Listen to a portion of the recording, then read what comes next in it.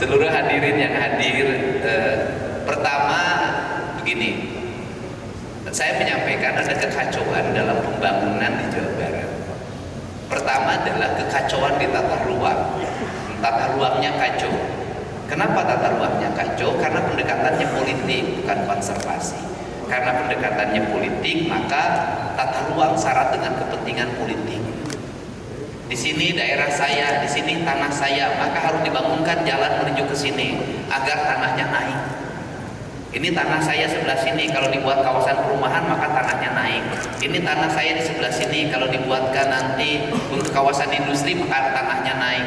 Irasional itu melahirkan kekacauan di dalam pembangunan, dan akhirnya target pembangunan, keberhasilannya, kemakmurannya, keadilannya tidak akan pernah tercapai. Kenapa? Karena keadilan bisa tercapai manakala bahan pijakannya benar. Untuk itu, tahap pertama pemerintah Provinsi Jawa Barat itu melakukan evaluasi tata ruang.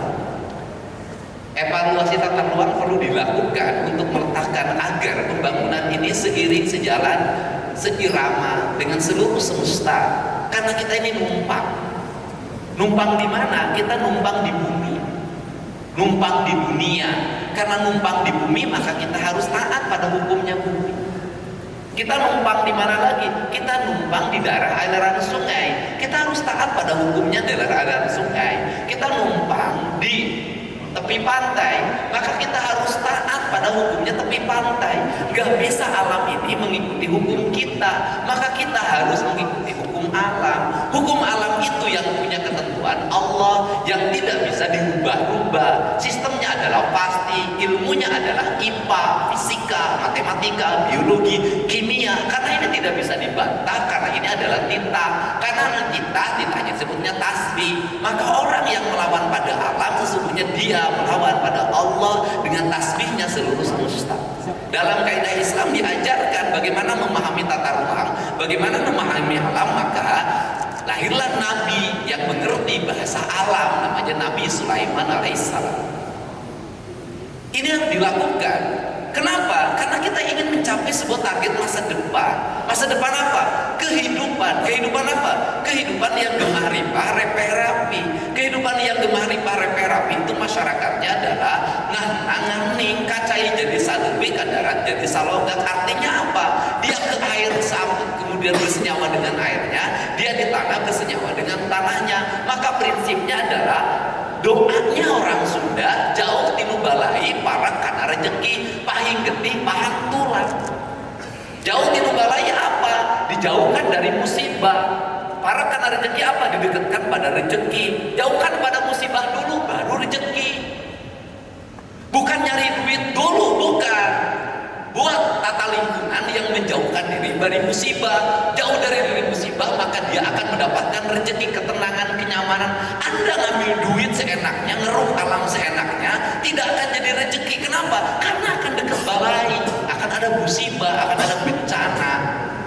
Ini penting. Nah, kemudian pahing getih, pahang tulang, maka makanan yang dikonsumsi, air yang dikonsumsi, udara yang dihirup, matahari yang diserap itu harus melahirkan pahing getih. Darah kita harus pahit. Pahit bagi apa? Pahit bagi penyakit. Dan kemudian tulangnya harus paham, tulang-tulangnya harus kokoh. Maka siklus alamnya harus ditunjang dengan siklus sanitasi, ekosistem, tata ruang, tata bangunan. Ini harus dibangun. Apa sih kelemahan pemimpin kepala desa hari ini? Saya jujur katakan, kepala desa hari ini menjelma menjadi ahli administratif, menjelma menjadi pekerja administratif. Tidak, saya sudah tidak bisa membedakan mana kepala desa, mana pegawai. Kenapa? Mana kepala desa, mana pegawai? Hidupnya di otaknya cuma satu, iya dana desa, iya sialap, asuh, administrasi, kumahannya caranya nyokot tapi tetap pagi. Makanya teriak-teriak, Pak, tolong kami jangan diperiksa, Pak. Nyarisnya nyokotnya gede tingginya pasti diperiksa. Ini harus dibenerin. Ini saya terus terang begini, karena saya hidup di desa. Kenapa kehilangan? Ya itu kehilangan yang kedua kepala desa ini adalah kehilangan watak culture, watak budaya, watak pemimpin lingkungan, watak pemimpin yang dia punya garis leluhur pada karuhun yang di desa itu. Kehilangan hubungan dengan masa lalunya kepala desa, kehilangan hubungan dengan leuweung larangannya, kehilangan hubungan dengan mata airnya, kehilangan hubungan dengan pohon yang disakralkannya. Hubungannya sudah tidak ada. Karena hubungannya tidak ada, lahirlah para kepala desa yang gelisah. Gelisah apa? Duit cukup, mobil banyak, tapi gelisah terus. Kenapa? Karena lingkungannya tidak bisa menerima, leluhurnya tidak bisa menerima, leluhurnya marah. Makanya hidupnya tidak ada ketenangan dan kedamaian. Untuk itu, ADC harus mengajarkan para kepala desa untuk kembali pada lingkungan, kembali pada alam. Pembangunan industri boleh berkembang, boleh seiring dengan perubahannya, tetapi tata ekologi, hubungan emosional dengan masa lalu, hubungan emosional dengan leluhur, mata air harus dipertahankan, leuweung larangannya harus dipertahankan, sanitasi lingkungan harus dipertahankan. Ini adalah prinsip dasar pembangunan. Dan ini bukan daerah tradisional, ini daerah modern. Anda mau pergi ke Australia, mau pergi ke Inggris, mau pergi ke Swiss, mau pergi ke Prancis, kemanapun ya desa itu culture. Mau pergi ke Jepang ya culture, budaya, lingkungan. Cuman bedanya budaya mereka sudah dibuat dalam undang-undang yang kuat. Kita undangnya rubah tiap tahun, tiap waktu seiring dengan kepentingan para pengambil keputusan di undang-undang itu. Nah, makanya saya mengajak pada sekarang kepala desa Bantingun, saya tinggal di desa kok, ngerti, mati kutu kepala desa nggak punya inisiatif. Ngurus sampah aja nggak bisa, sapu aja nggak bisa. Aparat desa hari ini dari mulai sekdes, kemudian para kaum semuanya nyaris nggak pernah turun ke lapangan, nggak pernah ke sawah, nggak pernah periksa lingkungan, sibuk di administratif, ngeberesin siltap, ngeberesin dana desa, sibuk semuanya. Sehingga apa bedanya desa dengan kelurahan? Nah, untuk itu perubahan ini harus dibuat. Maka saya hari ini kerjasama dengan ITB. Saya harapkan ke depan nanti ada dari ITB, dari UI, dari Unpad akan saya bagi itu menjadi konsultan di setiap kecamatan, satu kecamatan satu konsultan.